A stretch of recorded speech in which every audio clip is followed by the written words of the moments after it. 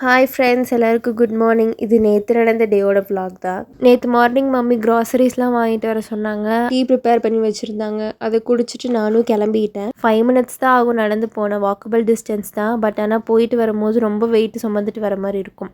அதனால நான் எப்போவுமே 2 வீலர்லேயே போயிடுவேன். வண்டியில் போய் வாங்கிட்டு வான்னு சொன்னாலே மணிக்கணக்காகுங்க.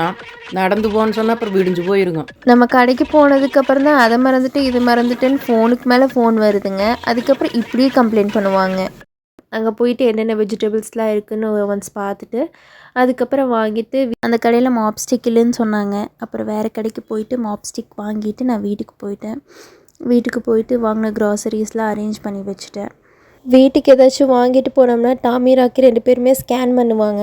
சரி ஸ்கேன் பண்ணுங்கன்னு சொல்லிட்டு நானும் வந்து கிளம்ப ஆரம்பிச்சிட்டேன். ஒரு ஃபங்க்ஷன் இருந்ததுனால ஹரிபரியாக கிளம்பிட்டு இருந்தேன். வாங்கின க்ராசரிஸ் எல்லாமே கம்மி தாங்க. ஆனால் பில்லு மட்டும் 1000க்கு மேலே வந்துருச்சு. உங்கள் ஊரில் தக்காளி ரேட் எவ்வளோன்னு சொல்லி எனக்கு கமெண்ட் பண்ணுங்கள். சைட் பை சைடு மம்மி வந்துட்டு எனக்கு பிரேக்ஃபாஸ்ட் வந்து செஞ்சுட்டு இருந்தாங்க. ராகி தோசை அப்புறம் கேரட் ஜூஸ் சாப்பிட்டு நானும் கிளம்பிட்டேன்.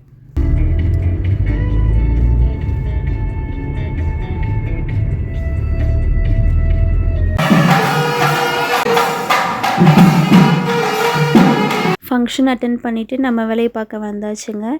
எல்லாமே வச்சுருந்தாங்க. எல்லாமே சூப்பராக இருந்துச்சு.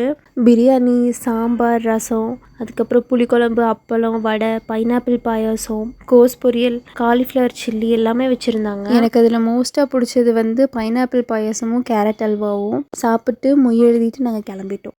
நேற்று என்னோட டே இப்படி தாங்க போச்சு.